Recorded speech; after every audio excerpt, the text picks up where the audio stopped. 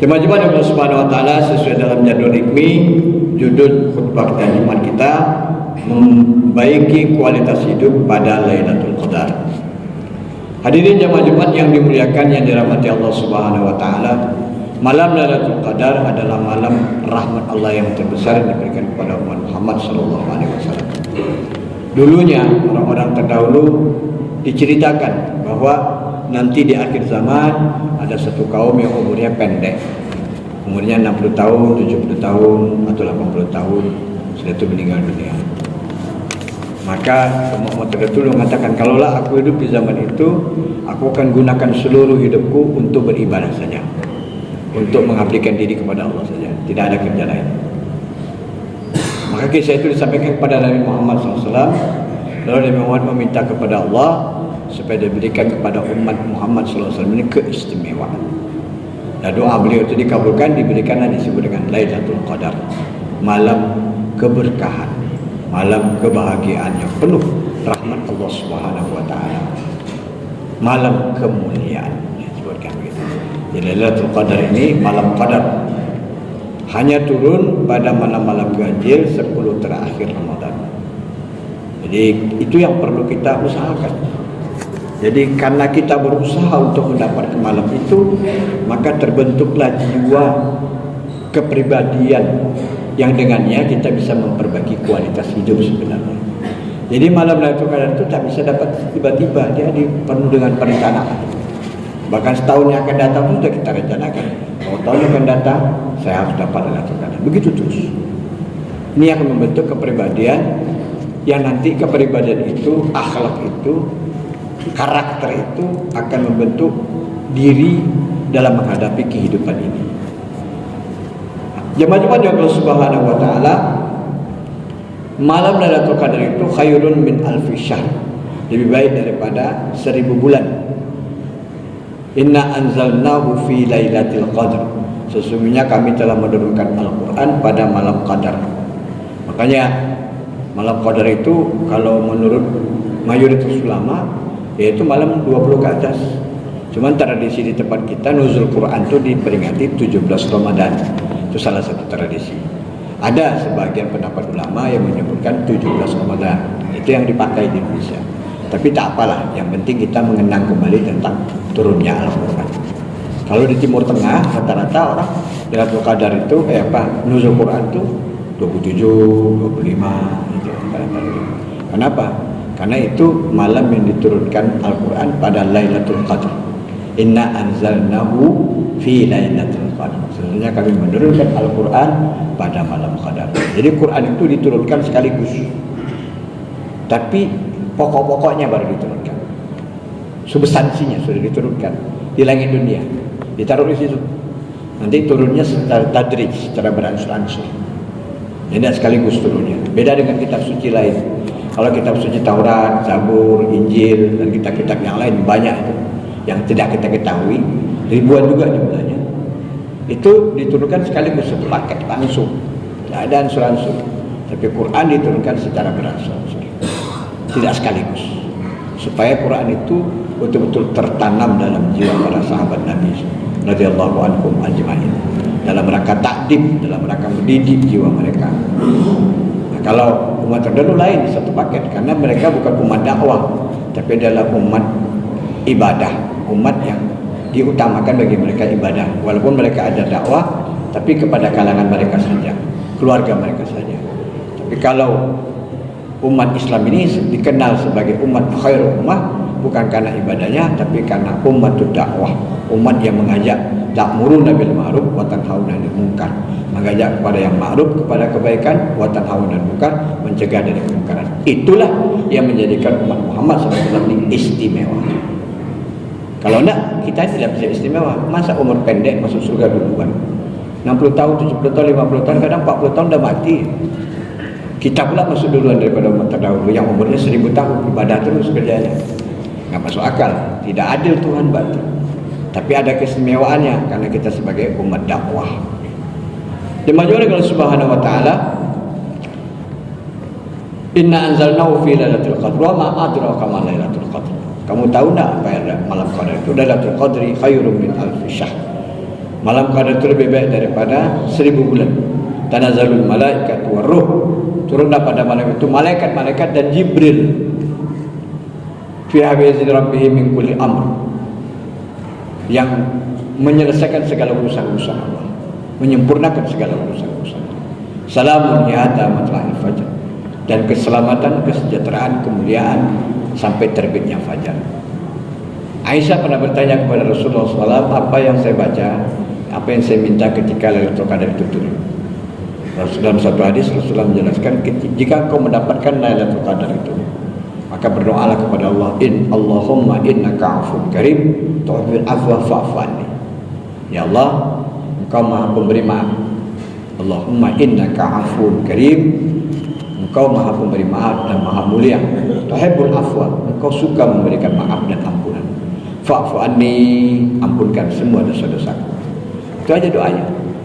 Gak ada doa minta panjang umur, murah rezeki, diberikan kekayaan, diberikan kelapangan rezeki yang luas, diberikan keberkahan umur kita, kesehatan, gak ada. Yang punya sawit minta sawit segala macam, tak ada. Jadi di situ minta ampunan. Sebab kalau kita ini diampuni, dah selesai dah urusan kita dah. Karena kita ini doa kita tidak diijabah karena dosa kita juga sudah. Kita masuk neraka juga karena dosa kita. Kita sengsara di alam barzah karena dosa kita. Sengsara di mahsyar karena dosa kita juga. Jadi kita sendiri yang menentukan diri kita. Allah itu tidak menzalimi satu pun dari makhluknya, hambanya. Tidak sedikit pun yang menzalimi itu diri kita sendiri. Maka Allah katakan berkali-kali dalam Quran, semua kebaikan yang kamu kerjakan akan kembali kepada diri kamu sendiri. Semua kejahatan yang kamu kerjakan juga kembali kepada diri kamu sendiri. Tidak ada kepada orang lain. Nampaknya kita bersedekah untuk orang, tapi sebenarnya untuk diri kita juga. Bayar zakat nampaknya untuk orang, untuk kita. Tidak ada untuk orang. Semua untuk kita. Semua dicatat sebagai amal ibadah. Semuanya untuk jiwa kita. Tidak ada untuk orang sebenarnya. Cuman nampaknya untuk orang. Kita berpuasa untuk diri kita, sholat untuk diri kita, tidak ada untuk orang. Sekalipun kita bantu anak yatim, nampaknya kan untuk anak yatim, tapi untuk kita juga. Karena demikian, dengan cara demikian kita dimuliakan oleh Allah Subhanahu Wa Taala. Karena itu untuk kita juga. Hakikatnya tidak ada untuk orang. Apa yang kita kerjakan ini walaupun nampaknya untuk orang, untuk diri kita sebenarnya. Dan bagaimana kalau Subhanahu Wa Taala, apa kualitas yang bisa kita tingkatkan? Ya, dari itu. Ya, kualitas yang kita tingkatkan dengan Lailatul Qadar. Yang pertama, kita mendapatkan kedisiplinan. Tidak bisa kita dapatkan Lailatul Qadar itu tanpa disiplin, tidak bisa. Kalau kita katakan Lailatul Qadar itu malam Qadar. Malam itu kapan? Mulai dari maghrib terbenam matahari sampai fajar. Azannya masuk subuh, itu dikatakan lail.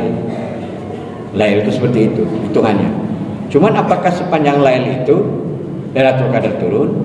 Tidak. Keberkahannya sampai pagi. Orang banyak bilang, wah kita salat maghrib kalau Lailatul Qadar kita tetap dapat 1000 bulan. Tidak begitu. Tidak ada disebutkan, itu interpretasi ustaz itu. Tidak ada Rasul mengatakan itu. Yang ada hadisnya, apa yang saya minta ketika Lailatul Qadar itu turun, yang saya katakan tadi. Engkau Maha memberi maaf, Engkau suka memberikan maaf, fa'fu anni, maafkan dan ampunkan segala dosa. Itu artinya singkat waktunya. Keberkahannya memang sampai pagi.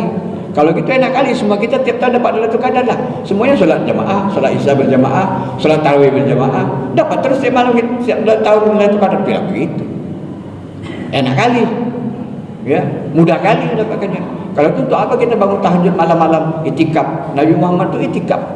Beberapa tahun menjelang beliau wafat, beliau itu itikaf 10 hari terakhir Ramadan. Menjelang wafatnya itu sampai 20 hari dia beritikaf, menjelang dekat dia wafat. Ya. Tapi sepanjang hayatnya di Madinah itu kebanyakan dia itikaf 10 terakhir Ramadan. Setelah perintah puasa Ramadan itu datang kepada dia, beliau itikaf. Tapi kapan itikafnya? 10 terakhir Ramadan. Itikafnya nggak pulang, Pak. Yang itikaf itu bisa sebentar, bisa separuh malam, bisa sebagian waktu, bisa sepanjang hari. Kalau Rasulullah tidak pulang-pulang, 10 hari di masjid. Keluarnya kapan? Ketika buang air besar, buang air kecil, mandi, atau ada keperluan yang lain yang mendesak, yang harus. Kalau tidak, batal itikafnya. Tak bisa pergi jalan ke pasar, nengok-nengok orang-orang jalan-jalan, berbuka bersama di hotel. Tak bisa.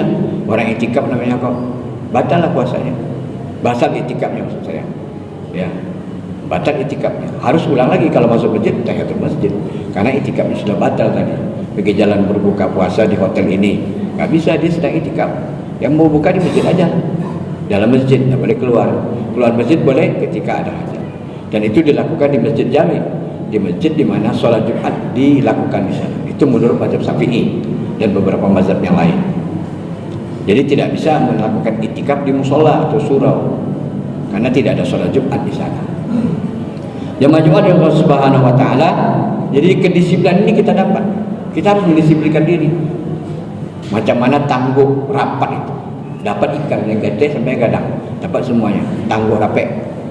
Lailatul Qadar itu jaga malam itu supaya dapat itikaf di masjid. Malam itu mulai maghrib itu itikaf sampai kapan? Sampai selesai sholat subuh. Pulanglah. Mau tidur tidurlah. Lantai di masjid kita. Walaupun terlalu begini ya, tetap juga dihitung itikaf. Kalau ketika itu kita itikaf berarti kita dihitung ibadah.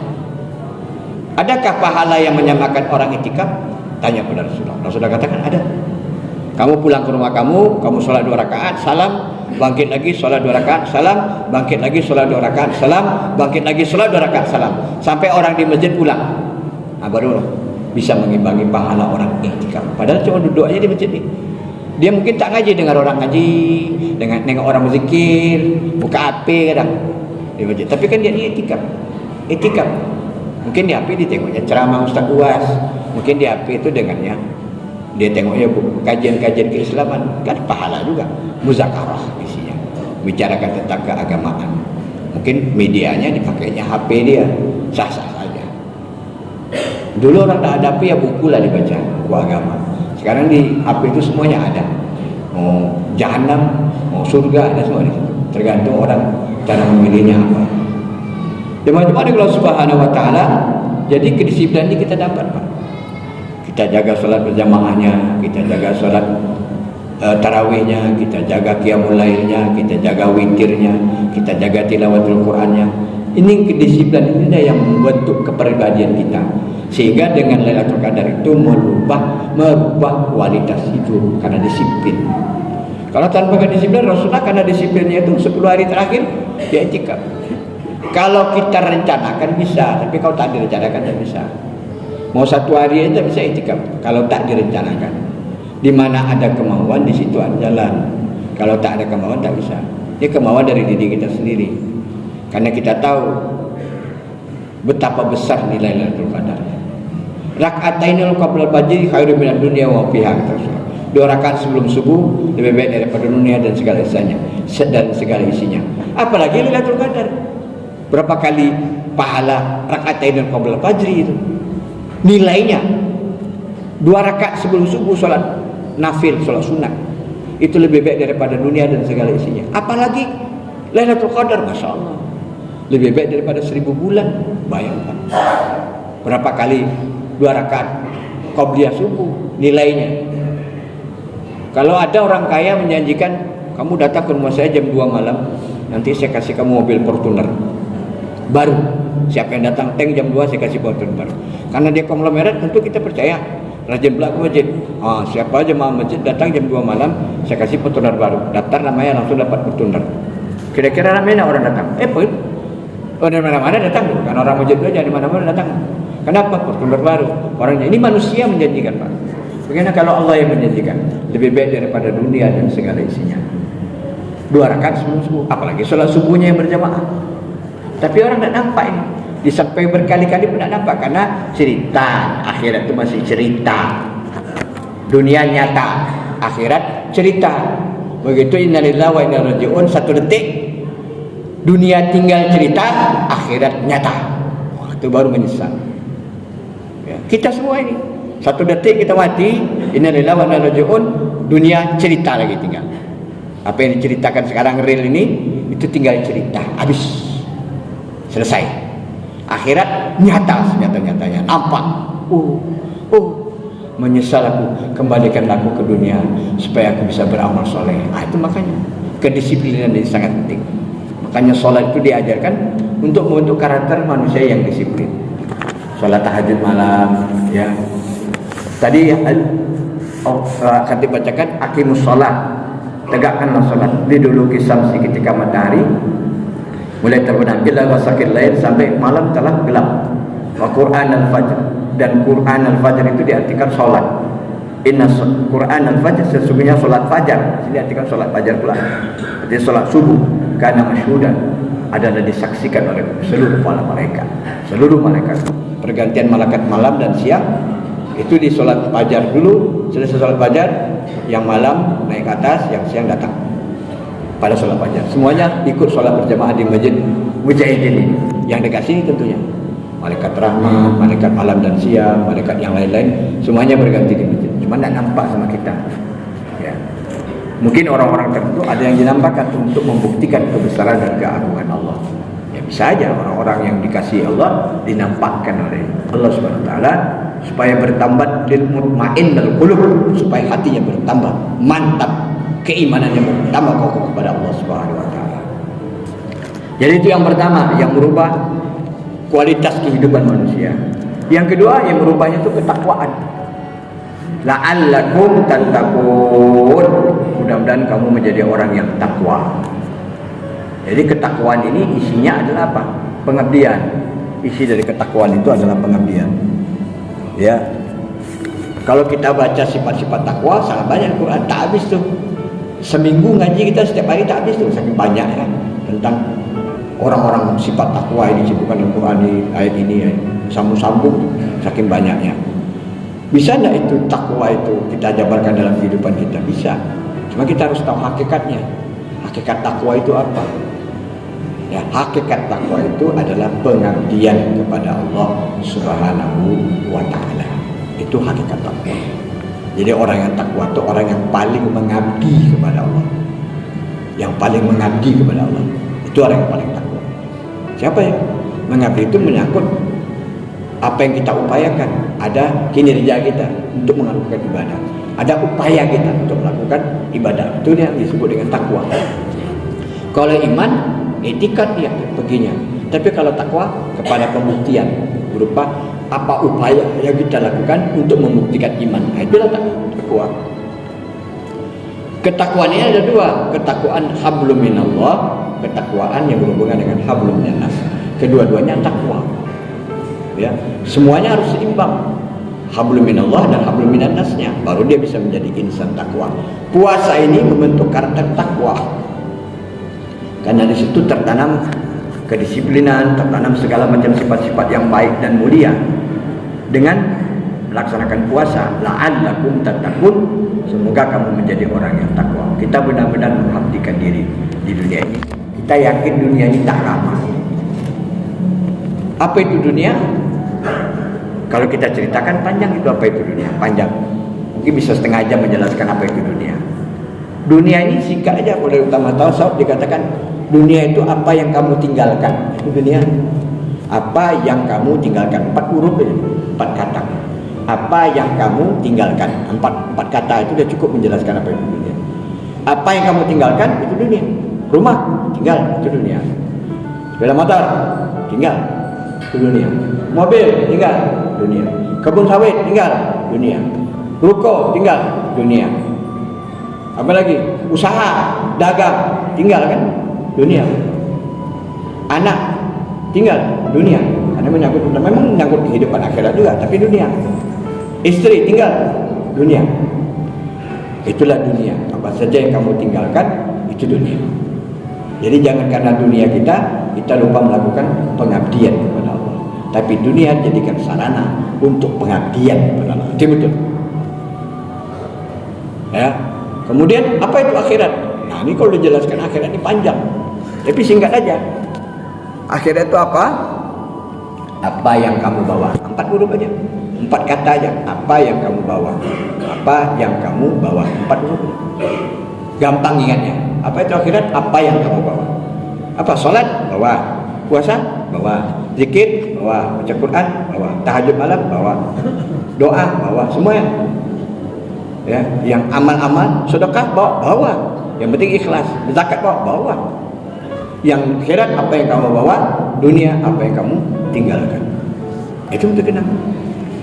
Jadi ketakwaan itu dia akan gunakan dunianya untuk mendapatkan akhiratnya. Itu dia. Itu takwa. Semuanya fasilitas, baik harta, waktu, kepintaran, kecerdasan, tenaga, kekuatan fisik dan semuanya dia gunakan sarana untuk pengabdian kepada Allah Subhanahu wa taala. Itulah dia orang yang beriman kepada Allah. Kenapa? Orang beriman pasti dia senantiasa mewujudkan imannya dalam ketakwaan kepada Allah. Yang ketiga adalah keikhlasan. Itu terbentuk dengan kita berupaya mendapatkan Lailatul Qadar, itu terbentuk keikhlasan diri kita. Kita berusaha yang kita kerjakan semata-mata karena Allah. Walaupun kita tetap mendapatkan fadilah Ramadan itu. Banyak fadilah Ramadan tak terhingga. Sehingga kalaulah tahu umatku ini betapa besar Ramadan, mereka menginginkan sepanjang tahun itu adalah Ramadan. Saking besarnya pahala Ramadan, tak terbayangkan Bapak hadirin Allah Subhanahu wa taala, betapa besarnya Ramadan itu pahalanya. Ini bulan panen amal. Maka dikatakan Ramadan ini syahrul ummati, bulannya umatku. Itu Ramadan. Kalau Syaban itu syahrul Rasul, syahrul Nabi Muhammad SAW, bulannya Nabi Muhammad SAW, bulannya Rasul. Karena Rasulullah banyak berpuasa di bulan Syaban. Sampai ada yang meriwayatkan tidak ada bulan yang paling banyak Rasulullah berpuasa selain Ramadan melainkan di bulan Syaban. Itu hadisnya sahih Bukhari Muslim. Sedangkan Rajab itu syahrullah, bulannya Allah. Itu disebutkan syahrul hurum, bulan-bulan haram. Itu disebutkan syahrullah, bulan-bulannya Allah. Yang dianjurkan kita memperbanyak amal dan juga puasa pada malam-malam, pada hari-hari di bulan haram. Bulan haram itu Zulkaidah, Zulhijjah, Muharram, berturut-turut 3 bulan. Nah Rajab terpisah sendiri dari bulan yang 3 tadi. Nah, itu Rajab tersendiri dia. Dan itu Syaban itu bulannya Rasul, Ramadan itu bulannya umatku Nabi Muhammad SAW. Kata Rasulullah begitu. Jadi bagaimana kita berusaha minta keikhlasan dalam diri kita. Minta kepada Allah, berikan aku keikhlasan dari sisimu ya Allah. Karena enggak mudah, kita hanya bisa mukhlisun. Wa ma umiru illa liya'budullah mukhlishina lahuddin. Tidak diperintahkan kalian melainkan untuk mengikhlaskan. Mengikhlaskan berarti kita proses, Pak. Mengikhlaskan, memberikan, menyehatkan, itu kan proses. Medankan, mengikhlaskan. Ikhlas tambah awalanmu, akhirankan. Mengikhlaskan, mukhlisin, orang yang mengikhlaskan. Artinya belum tentu dia sudah ikhlas. Prosesnya masih proses. Kita ini proses semua. Sampai Allah menetapkan dalam kalbu kita sifat ikhlas. Baru dia kita menjadi mukhlasin, bukan mukhlisin, mukhlas. Illa ibadakal mukhlasin atau mukhlisin? Mukhlasin. Aku tidak akan bisa menggoda lagi, kata iblis, hamba-hambamu yang sudah benar-benar ikhlas. Cuma kalau di terjemahan Quran, hamba-hambamu yang ikhlas. Beda itu. Kalau mukhlisin itu isim fa'il itu kalau dalam bahasa Arab. Mukhlasin isim maf'ul, beda. Isim maf'ul. Isim maf'ul itu yang diikhlaskan olehnya. Siapa? Olehnya Allah. Dijadikan dia hamba yang ikhlas. Kita belum sampai tahap itu. Yang kita kira sudah ikhlas, kita proses untuk ikhlas, benar-benar ikhlas. Allah mengatakan dalam hadis qudsi, ikhlas adalah rahasiaku yang hanya aku berikan kepada hamba-hambaku yang aku kehendaki. Luar biasa itu. Jadi kita ini belajar proses ikhlas, mukhlis sampai Allah jadikan ditulis di kitabnya, di sisinya Anda sudah mukhlas. Aman lah tuh kalau sudah mukhlas. Ikhlas itu sudah dalam diri jiwa kita. Tidak pernah lagi kita tanya, saya ikhlas enggak ya? Tidak pernah tanya lagi. Memang sudah ikhlas itu bagian daripada dirinya. Seperti para nabi dan rasul, para wali-wali Allah, itu sudah sampai mukhlas. Kalau kita mukhlis lah, proses masih. Jangan sok lah mukhlas sebelum Allah tetapkan dia mukhlas. Itu Allah yang menetapkan dia menjadi mukhlasin, bukan diri kita. Allah yang menjadikan dia orang yang betul ikhlas. Nah Ramadan ini bisa membentuk kepribadiannya orang yang mukhlas, mudah-mudahan Allah berikan keikhlasan dalam diri seseorang. Malah diproses mukhlisun mukhlisun sampai Allah tetapkan jadi mukhlas. Ada di jemaah Allah Subhanahu wa taala. Kemudian yang keempat adalah kesabaran. Sabar ini kita dapat dengan melaksanakan puasa di siang hari, dan mari kita sabar dalam melakukan ibadah. Ngantuk-ngantuk pun kita tahan demi mendapatkan Lailatul Qadar. Karena Allah Subhanahu wa taala semata. Itu sabar. Cobalah kita perhatikan di luar negeri, hadirin Allah Subhanahu wa taala. Saya pernah itu berdialog dengan seorang profesor, Donald Taylor namanya, dia orang Kanada. Kami di Kanada ini katanya bekerja itu setahun itu cuma 9 bulan yang full, pagi sore malam kami kerja. 3 bulan kami nggak bisa kerja karena itu ekstrim musim dingin, kami nggak bisa kerja. Biasanya kami orang Kanada ini 3 bulan itu kami ke Asia pada musim dingin, karena biaya hidup di Kanada ini 3 kali lipat bahkan lebih daripada biaya di luar musim dingin. Mendingan kami pakai duit untuk itu jalan-jalan kan. Kami dapat jalan-jalan, kami juga nggak bisa kerja di musim dingin karena ekstrim. 3 bulan itu ekstrim musim dingin. Jadi ya kami pergi ke Asia. Asia tidak ada musim dingin, kami jalan-jalan di sana. Biaya jalan-jalan itu lebih murah daripada kami tinggal di Kanada ini. Itu sebabnya banyak bule berjalan tuh musim dingin. Dia jalan kesempatan. Jadi dia bekerja 9 bulan untuk hidup 12 bulan. Masa kita nggak bisa bekerja 350 hari untuk 5 harinya free itikaf di masjid? Malam aja, siang tidurlah, mau kerja atau terserah juga. Masa nggak bisa? Itu kemauan kita lagi. 355 hari setahun, 350 hari kerjalah. Yang 5 hari itu malam 21, malam 23, malam 25, malam 27, malam 29. Itikaf di masjid. Masjid Mujahidin terbuka. Kalau kita itikaf pasti dapat itu, pasti, karena kita itikaf. Itu yang dicontohkan Rasulullah SAW. Kalau di rumah, kalau tak lalu bisa lah, dengan syarat ibadah terus. Kalau pas sedang buang air besar, gimana? Atau sedang mandi malam misalnya, karena ngantuk, mandilah jam 1, jam 2 supaya segar lagi balik. Sedang mandi itu Lailatul Qadar turun ya. Cuman itu tak dapat Lailatul Qadar. Cuman dia dapat niat baik untuk mendapatkan Lailatul Qadar, itu dapatlah. Entah macam mana terserah Allah Ta'ala. Jadi perlu ada kesabaran. Kesabaran itu didapat apa? Dengan upaya kita mendapatkan Lailatul Qadar tadi, dapat kita sifat sabar dan melaksanakan puasa di siang hari. Imanan wa ihtisaban itu melambangkan kesabaran. Barang siapa yang berpuasa dengan iman dan ihtisab itu satu, penuh kehati-hatian, perlu introspeksi diri, penuh dengan mawas diri, maka dikatakan ihtisaban, ya, dengan mawas diri, dengan introspeksi diri, dengan memperhatikan sungguh-sungguh segala rukun dan syarat dan kaifiatnya dengan benar. Ghufira lahu ma taqaddama min dzambi, diampuni dosa-dosa yang telah lalu. Yang terakhir, bagaimana dia bisa berserah diri kepada Allah.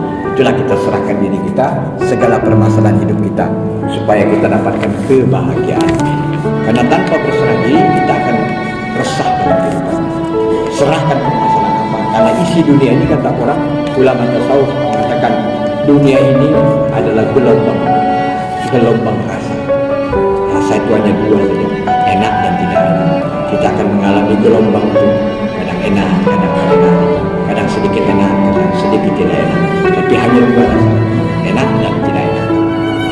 Semua kita akan merasakan bagaimana dalam menghadapi hidup dan masalah kehidupan yang silih berganti. Kita ini berpindah dari satu masalah kepada masalah yang lain. Tuh, semua kita ini tidak ada yang free masalah, tidak ada. Bohong kalau ada free masalah. Karena Rasul mengatakan hidup ini masalah. Kita berpindah dari satu masalah kepada masalah yang lain. Bagaimana menghadapi itu? Kita harus selalu sabar, kita harus selalu berserah diri kepada Allah SWT. Maka sifat yang berkarakter kita dengan Lailatul Qadar, kita berserah diri kepada Allah. Tawakkul wa 'ala Allahi falyatawakkalul mu'minun, dan kepada Allah saja bertawakal kepada Dia. Semoga apa yang saya sampaikan ini menjadi pelajaran bagi kita. Fakta beliau.